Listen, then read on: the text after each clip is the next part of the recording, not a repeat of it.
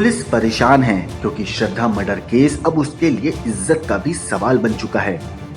लिहाजा दिल्ली पुलिस ने अब इस केस की बिखरी हर एक कड़ी को जोड़कर उस मुकम्मल कहानी को सामने लाने पर आमादा हो गई है, जिसे इस आफ्ताब ने अपने शातिर दिमाग की आरी और चापड़ से टुकड़ा टुकड़ा करके उसे यहाँ वहाँ बिखेर दिया और पुलिस की तफ्तीश को गुमराह किया। लिहाजा जब सीधी उंगली से घी निकलते नहीं दिखाई दिया तो अब पुलिस ने उंगली टेढ़ी करने का इरादा किया है। जानकारी के मुताबिक आफ्ताब ने श्रद्धा के 35 टुकड़े किए थे और पुलिस ने 35 में से 17 टुकड़े बरामद कर लिए हैं। अब तैयारी है आफ्ताब के नार्को टेस्ट की।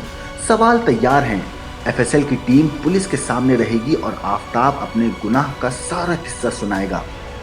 लगभग 5 राज्यों में जो दायरा फैला है जांच का, वो इसलिए कि जो भी बयान उसने पुलिस के सामने दिए हैं उसके इतर उन बयानों के साथ साथ ठोस सबूत, जो कि फिलहाल जिनकी दिल्ली पुलिस को दरकार है, क्योंकि अदालत में सिर्फ बयान मायने नहीं रखेंगे, जरूरत होगी ठोस सबूतों की। ऐसे में हर कड़ी, हर जगह जहां से भी श्रद्धा और आफ्ताब का किस्सा शुरू होता है या जिन कड़ियों को जोड़ता है, हर उस कड़ी की पेचीदगी तक दिल्ली पुलिस पहुंचना चाहती है। इसीलिए उसने अपना जांच का दायरा बढ़ाया है। बताते चले कि जिन सवालों के इर्द गिर्द पुलिस भटक रही है उनका सीधा ताल्लुक श्रद्धा के मर्डर और उसके बिखरे हुए टुकड़ों से ही है। श्रद्धा के टुकड़ों को आफ्ताब ने कहां ठिकाने लगाया? श्रद्धा का सिर कहां फेंका? श्रद्धा के कपड़े कहां फेंके? श्रद्धा को काटने वाले हथियार कहां फेंके?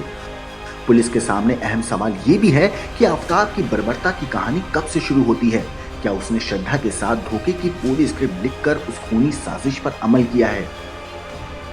आफ्ताब की क्राइम फाइल को पुख्ता बनाने और उसके केस के लिए जरूरी सबूत जुटाने की गरज से दिल्ली पुलिस मुंबई तक पहुंच गई है। मुंबई पुलिस की मदद से दिल्ली से गई टीम श्रद्धा के दोस्तों से बात कर रही है।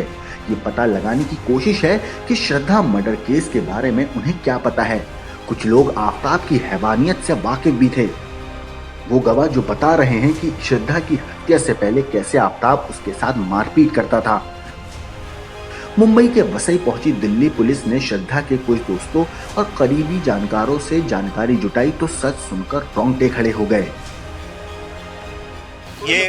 मैंने यही इन्फॉर्मेशन शेयर की कि जो उसके साथ में हाथापाई हुई थी नवंबर में और जो फर्स्ट टाइम में वो श्रद्धा ने रिपोर्ट किया था, बस वही डिटेल मैंने शेयर। उसके बाद क्या किया आपने जब आपको मालूम पड़ा? तो तब मैंने उसकी हेल्प की थी मेरे फ्रेंड के थ्रू, जहाँ पे पुलिस स्टेशन उसको भेजा गया था और हॉस्पिटलाइज कराया गया। क्या इसके पहले कभी श्रद्धा ने आपको बताया कि उसके, क्योंकि आप नहीं, उससे पहले मेरे को कोई जानकारी नहीं थी। वो दिन उनके साथ मारपीट हुई थी और उनको चोक किया गया था, मतलब गला दबाया गया था, जिसकी वजह से वो अपने आप को वो घर से बचा के भाग के आई थी।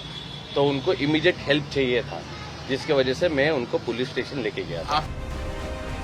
आफ्ताब के जुल्म की कहानी बयां करने वाले कई और भी हैं। वो जानते हैं कि कैसे श्रद्धा आफ्ताब के चुंगल में फंस गई थी और टॉर्चर सहकर भी खुद को अलग नहीं कर सकी।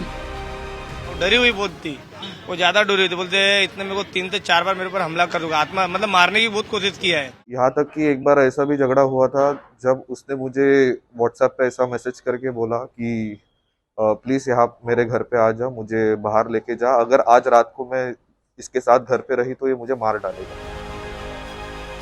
आफ्ताब के बारे में हर किसी के पास अपने हिस्से की कोई ना कोई कहानी मौजूद है जो हैरान भी करती है और दहलाती भी है।